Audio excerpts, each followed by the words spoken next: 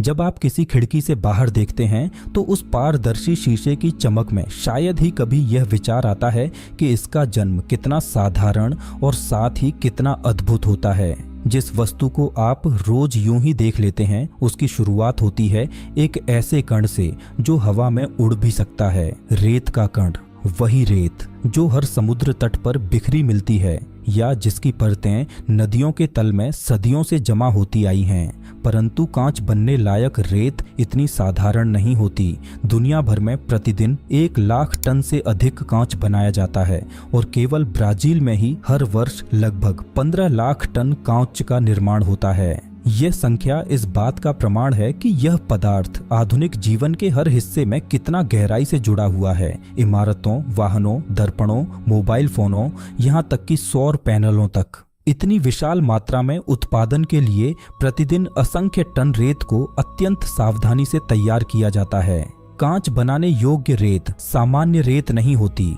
इसके लिए आवश्यक है ऐसी रेत जिसमें सिलिका प्रचुर मात्रा में हो। यह रेत नदियों के किनारों, रेतीली ढलानों और विशिष्ट अवसादी चट्टानों से प्राप्त की जाती है। खनन के बाद इसे धोकर, छानकर और अशुद्धियों से मुक्त करके तैयार किया जाता है ताकि उसमें एक रूपता आए और वह कांच निर्माण की प्रक्रिया के लिए उपयुक्त बन सके। इस रेत के कण जितने स्वच्छ और समान होते हैं उतना ही उच्च गुणवत्ता का कांच प्राप्त किया जा सकता है। परंतु केवल रेत ही शीशे में परिवर्तित नहीं हो सकती। उसे कुछ साथी मिलते हैं जो उसके रूपांतरण को आसान और प्रभावी बनाते हैं। सोडियम कार्बोनेट रेत का गलनांक कम करता है जिससे उसे पिघलाना संभव हो पाता है।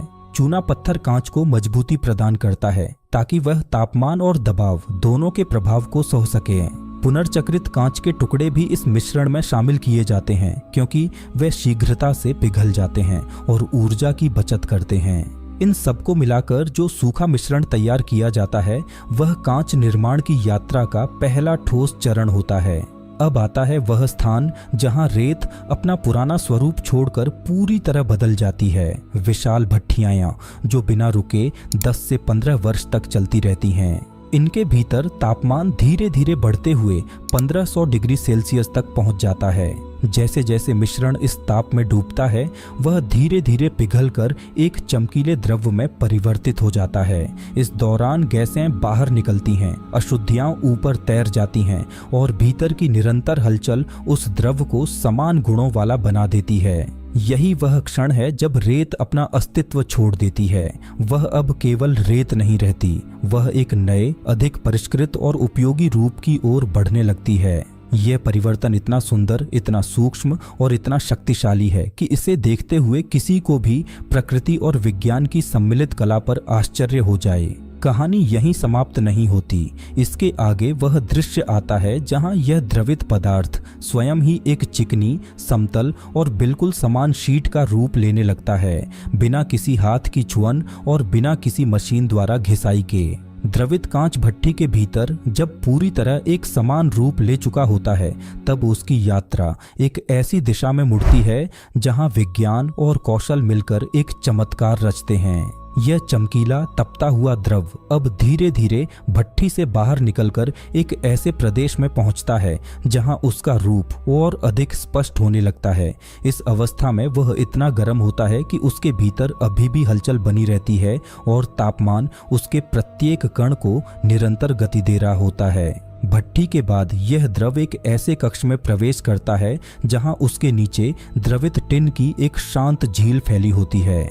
यह टिन साधारण धातु नहीं बल्कि अत्यंत महत्वपूर्ण भूमिका निभाता हुआ एक स्थिर आधार है।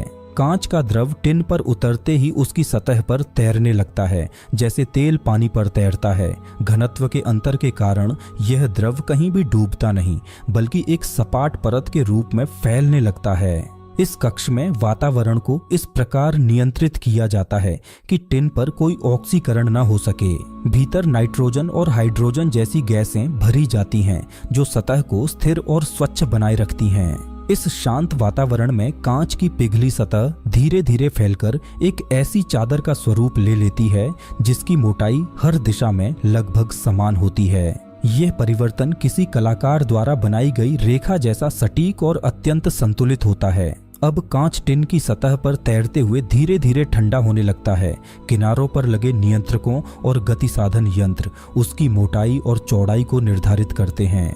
निर्माण की इस विधि ने कांच उद्योग में क्रांति ला दी, क्योंकि इससे प्राप्त कांच में कहीं भी तरंगें या असमानताएं नहीं दिखाई देती। यह विधि इतनी उत्कृष्ट थी कि इसने दुनिया को पहली बार पूर्णतः समतल, पारदर्शी और चमकदार कांच प्रदान किया। जब यह चादर पर्याप्त ठंडी हो जाती है और टिन की सतह से स्वयं को अलग करने लगती है, तब इसे अगले चरण में भेज दिया जाता है।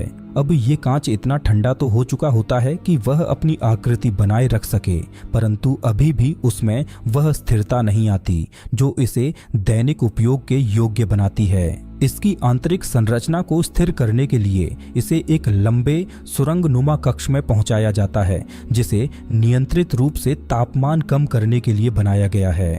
इस प्रक्रिया को अधिकांश लोग दम देना कहते हैं, पर वास्तव में यह एक अत्यंत वैज्ञानिक विधि है। इस सुरंग में कांच लगभग 600 डिग्री सेल्सियस से धीरे धीरे ठंडा होकर सामान्य तापमान तक पहुंचता है। तापमान का यह क्रमिक अवरोह कांच के भीतर बनने वाले तनावों को समाप्त करता है और उसे स्थायित्व प्रदान करता है। यदि यह चरण पूर्ण सावधानी से न किया जाए तो कांच तनकर टूट सकता है या प्रयोग के समय अपेक्षित मजबूती नहीं दे पाएगा। जब यह लंबी यात्रा पूर्ण हो जाती है, तब कांच की चादरें एक एक कर मशीनों की सहायता से काटी जाती हैं, कहीं मानक आकार में, कहीं विशेष माप के अनुरूप। ये कटाई इतनी सटीक होती है कि प्रत्येक रेखा मात्र एक हल्के से निशान के बाद सहजता से अलग हो जाती है। इस प्रकार एक साधारण सी प्रतीत होने वाली रेत अपनी पिघली हुई अवस्था, उसका फैलना, ठंडा होना और सटीक रूपाकार प्राप्त कर लेना, इन सब के बाद अंततः उस रूप में हमारे सामने आती है जिसे हम कांच कहते हैं। कांच की चादरें जब कटकर अपनी निश्चित आकृति में आ जाती हैं, तब भी उनकी यात्रा समाप्त नहीं होती।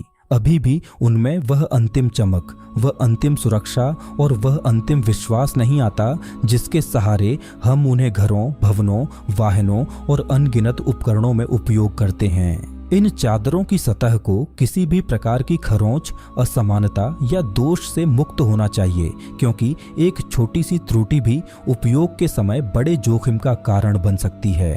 कटाई के बाद प्रत्येक चादर को बड़े ध्यान से जांच किया जाता है। आधुनिक कांच कारखानों में नियंत्रण कक्ष होते हैं, जहां से संपूर्ण उत्पादन प्रक्रिया पर लगातार निगरानी रखी जाती है। कांच के रंग, उसकी मोटाई, तापमान के स्तर, उसकी गति और प्रत्येक चरण की गुणवत्ता को वास्तविक समय में देखा जाता है। यदि इस लंबी यात्रा के दौरान कहीं भी कोई छोटी सी कमी रह जाए, किसी स्थान पर बुलबुला बन जाए या सतह पर हल्की लहर पैदा हो जाए, तो उस चादर को तुरंत अलग कर दिया जाता है। उसे पुनः छोटे टुकड़ों में बदलकर फिर से प्रारंभिक मिश्रण में मिलाया जाता है, ताकि वह पुनर्चक्रण के माध्यम से एक बार फिर कांच बनने की प्रक्रिया में सम्मिलित हो सके। जो चादरें सभी परीक्षणों में सफल होती हैं, उन्हें सावधानी पूर्वक एक के बाद एक खड़ी अवस्था में रखा जाता है। इनके बीच ऐसे पदार्थ लगाए जाते हैं जो रगड़ से बचाए, ताकि परिवहन के समय किसी भी प्रकार की टूट फूट न हो। अनेक बार यह दूरी हजारों किलोमीटर की होती है, इसीलिए प्रत्येक शीट की सुरक्षा अत्यंत महत्वपूर्ण होती है। पर यह कहानी केवल औद्योगिक कांच की ही नहीं है। इसी संसार में कांच निर्माण का एक और रूप भी जीवित है, जो हाथों की गर्माहट, कौशल और मेहनत से जन्म लेता है। इसे हम कारीगरों की दुनिया कहते हैं, जहां कांच केवल वस्तु नहीं, एक कला का रूप ले लेता है। यहाँ भट्ठियां छोटी होती हैं, पर ताप उतना ही प्रभावशाली। कारीगर बड़े बड़े चम्मचों जैसी धातु की डंडियों से पिघला हुआ कांच निकालते हैं।